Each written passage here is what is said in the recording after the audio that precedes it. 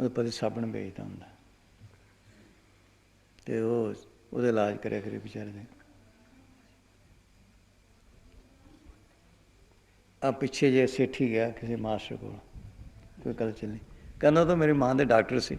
ਬੋਲ ਹੈਂ, ਉਹਦੀ ਯਾਦ ਆ, ਉਹ ਆਉਂਦਾ ਵਿਚਾਰਾ ਇੱਕ ਦੋ ਦਫਾ ਆਇਆ, ਇਹ ਨਾਲ ਮੇਰੇ ਨਾਲ ਆਉਂਦਾ ਰਿਹਾ।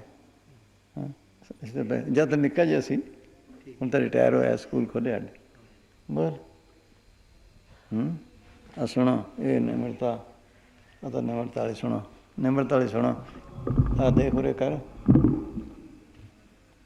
ਇਹ ਇੱਥੇ ਤੱਕ ਪੜ੍ਹੀ, ਅੱਗੇ ਆ ਪੜ੍ਹੀ।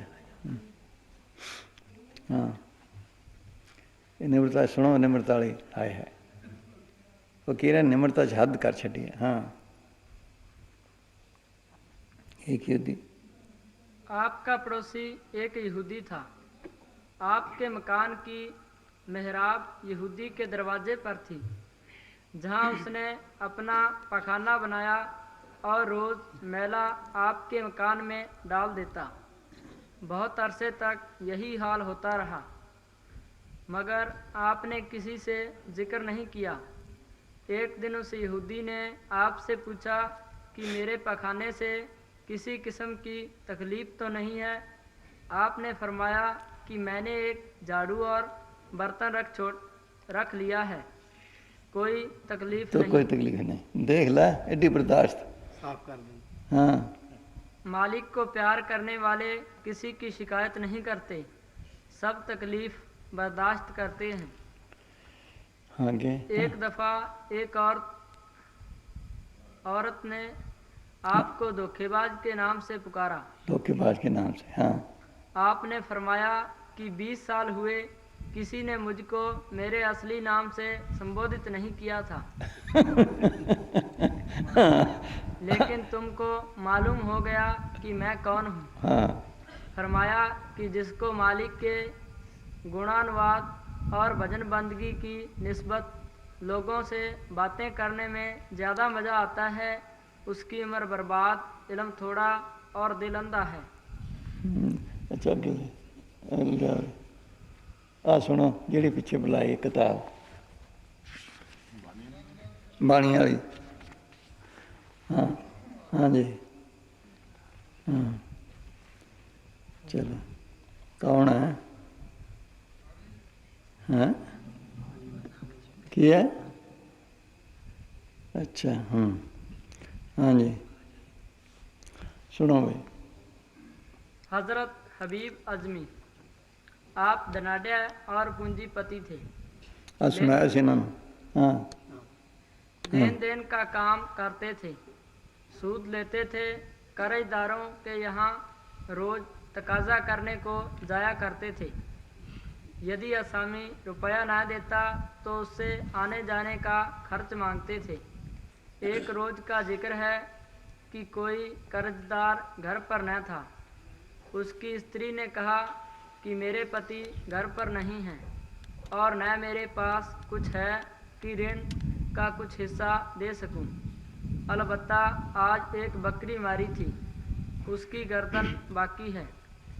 आप बकरी की गर्दन लेकर घर आए और अपनी पत्नी, वो नहीं छड़िया लालच। हाँ हाँ जी, और अपनी पत्नी से कहा कि यह सूद में मिली है, इसको पकाओ। पत्नी ने कहा कि रोटी और लकड़ी नहीं है। आपने जवाब दिया कि अच्छा, मैं जाता हूँ और सूद के बदले यह चीज़ें भी लाता हूँ। बकरी की गर्दन पकाकर ज्यों ही आपकी बीवी ने चाहा कि डेगची में से मांस निकालें, घर के बाहर किसी याचक ने आवाज़ दी। आपने जवाब दिया कि चले जाओ, तुम अमीर हो जाओगे और हम फ़कीर हो जाएंगे। बाद में जब आपकी बीवी ने सालन निकालने के लिए डेगची में चम्मच डाला तो क्या देखती है कि वह गोश्त खून की सूरत में बदल गया है। उसने अत्यंत विस्मय के साथ अपने पति से कहा कि देख, तेरी कंजूसी का क्या नतीजा हुआ है। आपने हांडी की तरफ निगाह की, दिल में एक आग सी लग गई, बहुत पश्चाताप हुआ। दूसरे दिन फिर आप घूमने को निकले कि सब कर्जदारों से कह दें कि सूद छोड़ दिया गया असल रुपया दे दो। रास्ते में कुछ बच्चे खेल रहे थे। जब उन्होंने आपको देखा तो कहने लगे कि हट जाओ, हबीब सूदखोर आ रहा है, कहीं इसके पाँव की धूल उड़कर हम पर न पड़ जाए और हम भी इसकी तरह गुनाहगार ना हो जाएं। हाँ, आप भी बढ़िया से डरते रहे हो। हाँ यह सुनकर सुनो भाई। हाँ चलो। हाँ सुन तो ला। हाँ यह हूँ तू सुनकर बदल गया भाई। हाँ सुन अब बदलिया भी देख ला। हाँ यह सुनकर आपके दिल पर ठेस लगी। सब ख्यालों को छोड़कर आप हसन बसरी के सत्संग में पहुँचे। इत्तेफाक की बात, वहाँ जाकर जो बात सुनी वह जलते हुए पर घी का काम कर गई। फिर दोबारा सच्चा पश्चाताप किया और लौटे। रास्ते में फिर वही लड़के मिले। आपको देखकर कहने लगे कि हट जाओ, हबीब आ रहे हैं। अगर हम गुनाहगारों की धूल उन पर पड़ गई तो वह गुनाहगार हो जाएंगे। एक सत्संग सुने उल्ट गए। हाँ देख लै सत्संग उन्हें सुने इत्थे ही उल्ट मतलब धंधा मालिक। हाँ सुनो अगे। इस बात को सुनकर आपके दिल पर एक और चरका लगा। घर पर पहुंचकर जिसका जो माल रखा था सब लौटा दिया और अपनी निजी संपत्ति भी लुटा दी। सब कुछ दे देने के बाद एक शख्स आया और अपना कोई हक मांगा। आपने उसे अपना कुर्ता उतार कर दे दिया। कुर्ता उतारते दे दी। हाँ इसके बाद एक और आदमी आया, उसे आपने अपनी स्त्री की चादर दे दी। बोल। इस प्रकार पति पत्नी दोनों अर्धनग्न अवस्था में जंगल में जाकर मालिक की भजन बंदगी करने लगे। एक दिन आपकी बीवी ने कहा कि खर्च बिल्कुल नहीं है। आपने फरमाया अच्छा काम पर जाता हूँ। परंतु सारे दिन हसन बसरी के सत्संग में बैठे रहे। शाम को घर आने पर स्त्री ने पूछा क्या लाए। जवाब दिया मेरा मालिक रोज़ रोज़ मजदूरी नहीं देता, 10 दिन की इकट्ठी मजदूरी देगा। बोल।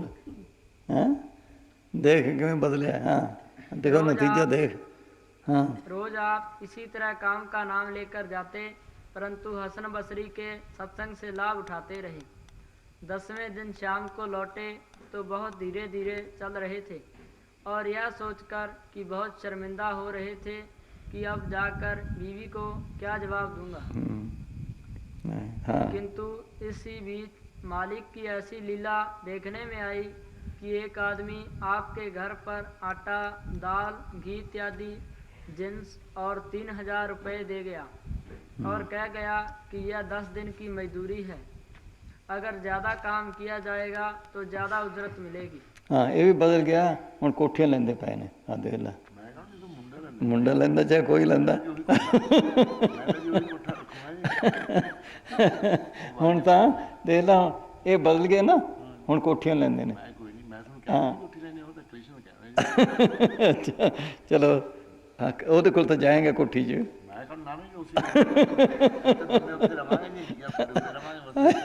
हाँ जी चलो मतलब तो यह देख ला उन्होंने 3000 नाल 10 दिन की मजूरी उन्होंने दिनों च नाले भाई एक ने बदल जाता। हाँ हाँ जी अगर ज़्यादा काम किया जाएगा ये बर्दाश्त करनी औखी है। हाँ जब आप घर पहुंचे और सब हाल मालूम हुआ तो गदगद हो गई और आंखों से आंसू बहने लगे। आपने कहा कि मालिक ने इस गुनाहगार को 10 दिन की तुच्छ भजन बंदगी पर यह दिया। अगर ज़्यादा सच्चाई और लगन व मेहनत से भजन बंदगी की जाए तो वह क्या ना देगा। खुशियाँ होने की सी 2 रुपए के नौकर सी पान बीड़ी दुकान पर सेवा करके दे लो की चोरी समान चक ल जाता सी दुकान तो पता ही नहीं लगता सी। हाँ देख लो कोई करे सच्चे दिल ना। होर भी देखे ने अमरकोट की सी रामसन के कुछ नहीं सी। दर्जी की दुकान ते बहंदा सी किते कपड़े सुना हुंदा सी। आउण लग गया इस दिन तां मसाइन बंद करता भी शाम को कोई ना आवे। वो आ गए शाम को रोवे हुण बेचारा की करे। ना ना सर से फैक्ट्री वाले बस फिर ये तो प्यो खूब खांदा सी पींदा खांदा ਤੇ ਇਹਦਾ ਖਿਆਲ ਸੀ।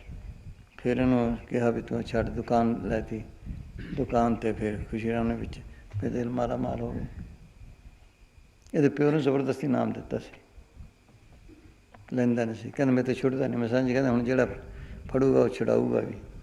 ਫਿਰ ਨਹੀਂ ਉਹਨੇ ਵਰਤਿਆ, ਫਿਰ ਸੇਵਾ ਵੀ ਬੜੀ ਕੀਤੀ। ਫਿਰ ਇਹਨਾਂ ਦੇ ਹਾਲ ਇਹ ਸੀ, ਇਹਦੇ ਮੁੰਡਾ ਹੋਇਆ ਐਂ ਹੱਥ, ਇੱਕ ਤੇ ਹੋਰ ਹੋਇਆ, ਇੱਕ ਇੱਥੇ ਫੋੜਾ ਐਡਾ ਜਿਹੜਾ ਸਿਰ ਨਾ ਹੋਵੇ, ਸਿਰ ਨਾਲ ਜ਼ਿਆਦੇ।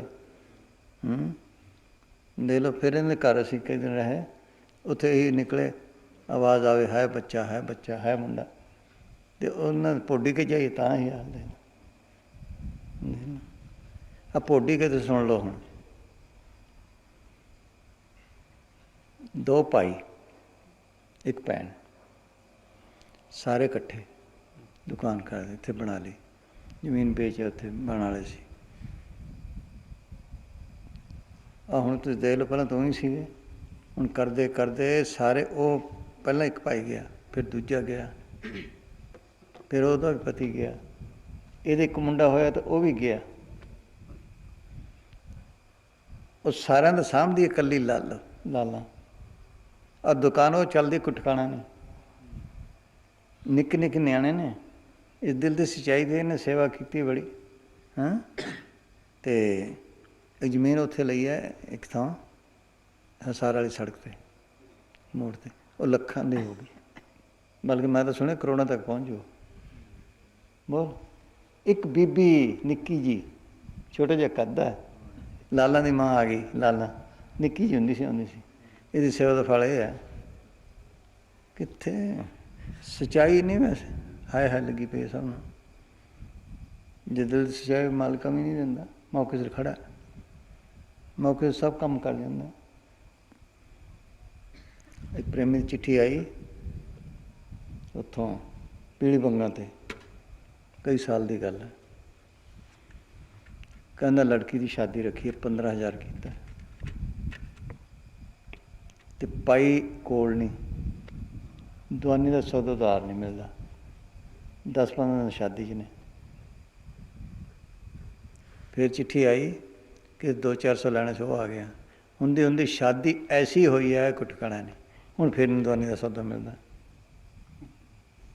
ਮੌਕੇ ਕੁਛ ਹੈ, ਇਹ ਜਿੱਥੇ ਜਿੱਥੇ ਨਸੀਬ ਹੈ ਮਿਲਣਾ ਹੈ ਜੇ ਖਰਾਬ ਕਰਦੀ ਹੈ। ਬਿਲਕੁਲ। ਸਾਰੇ 5,000